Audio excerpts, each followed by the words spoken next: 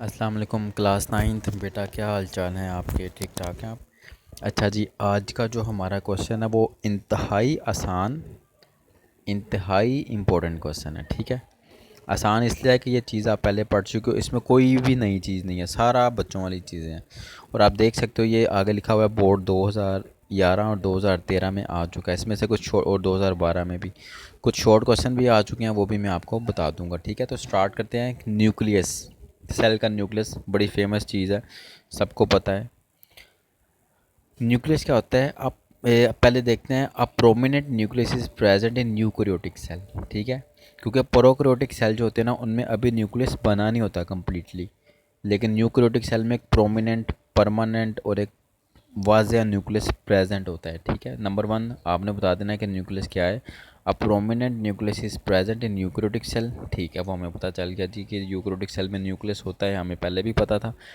फिर आती है सेकंड हेडिंग के, इसकी लोकेशन क्या है। ठीक है, हमने कहते हैं जी न्यूक्लियस तो होता है, लेकिन ये कहाँ पे होता है? एनिमल सेल में कहाँ पे होता है, प्लांट सेल में कहाँ पे होता है? In animal cell it is present in the centre. Animal cells में ये सेंटर में होता है और प्लांट सेल में ये साइड पे होता है। आपको पूछा जी एनिमल सेल में सेंटर में क्यों होता है और प्लांट सेल में साइड पे क्यों होता है, तो आपने कहना है कि भाई मेरी बात सुनो। जो एनिमल सेल होते हैं उनमें नोनू नोनू से छोटे छोटे से प्यारे प्यारे से वैक्यूल होते हैं। ठीक है, इसी वजह से वहाँ पे न्यूक्लियस होता है दरमियान में। लेकिन जो प्लांट सेल होता है उसमें बहुत एक बड़ा वैक्यूल होता है। जब वो वैक्यूल इतना बड़ा होता है तो वो न्यूक्लियस को ठुड्डा मार के साइड पे भेज देता है। इसलिए प्लांट सेल में जो न्यूक्लियस होता है वो साइड पे होता है, क्योंकि वहाँ पे सेंट्रल लार्ज वैक्यूल होता है जो कि न्यूक्लियस को साइड पे लगा देता है। ठीक है, फिर आती है हमारे पास न्यूक्लियर मेम्ब्रेन। कि न्यूक्लियर मेम्ब्रेन क्या होती है? आपको नाम से पता चला होगा, न्यूक्लियर का मतलब है न्यूक्लियस की, मेम्ब्रेन का मतलब पता मेम्ब्रेन।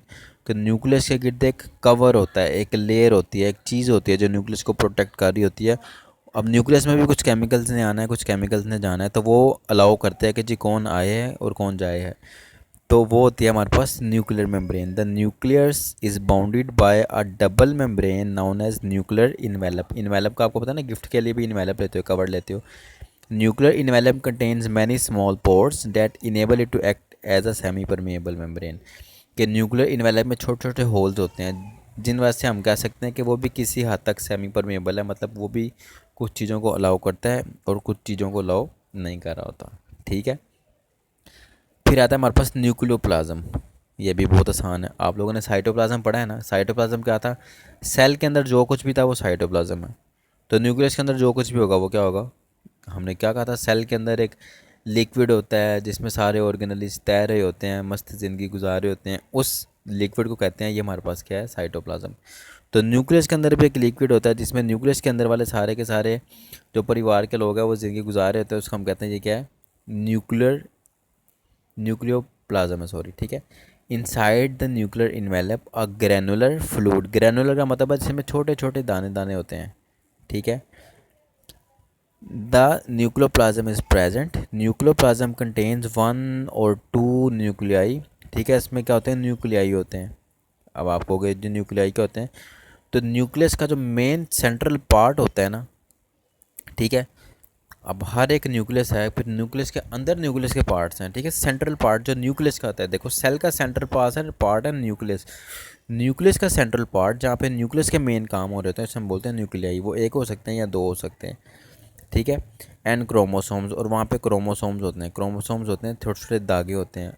और क्या होते हैं वो हमने अभी आगे सेल डिवीजन में डिटेल से पढ़ना है, तो मैं अभी उस साइड पे नहीं जा रहा, अभी हम इस साइड पे रहते हैं, बल्कि आ ही गया नीचे क्रोमोसोम्स। ठीक है, अच्छा जी, उसके बाद आता है हमारे पास न्यूक्लियोलस। कि न्यूक्लियोलस क्या है? ठीक है, the nucleus is a dark spot and it is the site where ribosomes is formed and assembled as ribosomes. अब देखो, न्यूक्लियस के अंदर एक स्पेशल डार्क कलर का पार्ट होता है जो कि डायग्राम में ये आपको दरमियान में नज़र आ रहा है, जिसके ऊपर लिखा हुआ है न्यूक्लियोलस। इसको न्यूक्लियोलस बोलते हैं। इसका काम क्या होता है कि जो राइबोसोम्स बनते हैं ना, राइबोसोमल आरएनए का क्या मतलब है? देखो, एक होता है हमारे पास सिंपल आरएनए, एक होता है राइबोसोमल आरएनए। ठीक है, राइबोसोम्स कहते हैं प्रोटीन्स के छोटे छोटे दागों को। ठीक है, जब आपके सेल जो होता है ना वो क्या करता है, वो हर आपकी बॉडी के फंक्शंस के लिए जब एक जनरेशन से दूसरी जनरेशन में कोई चीज़ मुंतकिल होनी होती है ना, उसके अकॉर्डिंगली कोडिंग होती है। ठीक है, जब उसके अकॉर्डिंगली कोडिंग होती है तो कोडिंग करने के बाद वहाँ पे उससे रिलेटेड प्रोटीन्स बनती हैं।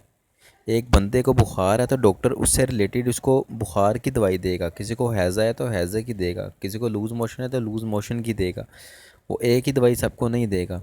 तो इस तरह से राइबोसोमल आरएनए क्या होता है कि जब स्पेशल टाइप की प्रोटीन्स बननी होती हैं जो कि आगे जनरेशन टू जनरेशन जो खसूसियात हैं उनको मुंतकिल करती हैं, तो वो जो आरएनए है ना वो स्पेशल तरह के राइबोसोम्स बनाता है। ठीक है, आरएनए इस फॉर्म राइबोसोमल आरएनए के ऐसा आरएनए जो वो वाले राइबोसोम्स बनाते हैं। ठीक है, और राइबोसोम्स कहते हैं मेनली प्रोटीन्स के छोटे छोटे दानों को।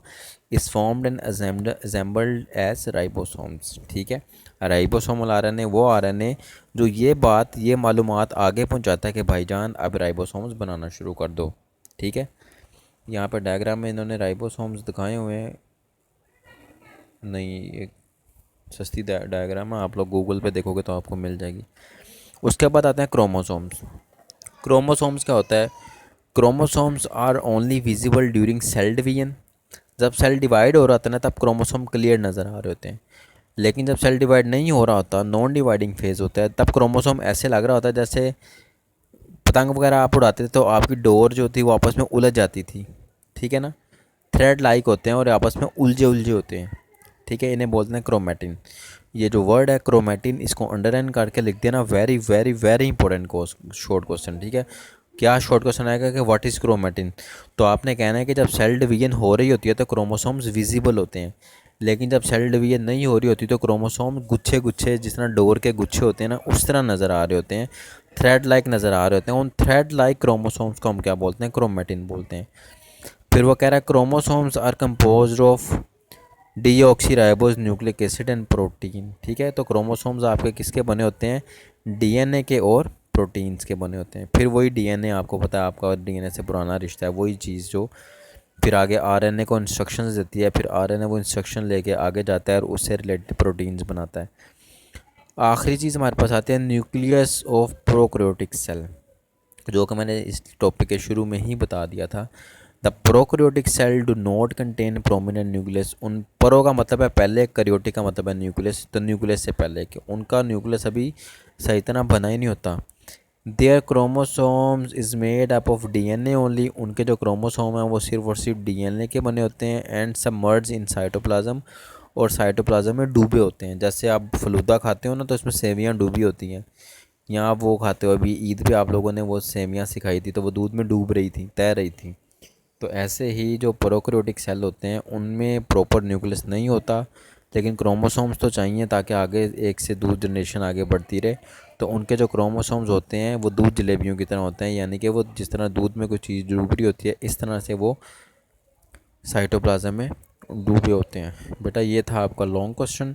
इसमें से कोई क्वेश्चन है, कोई इशू है, कोई मसला है तो आप लोग मुझे बता देना। Thank you.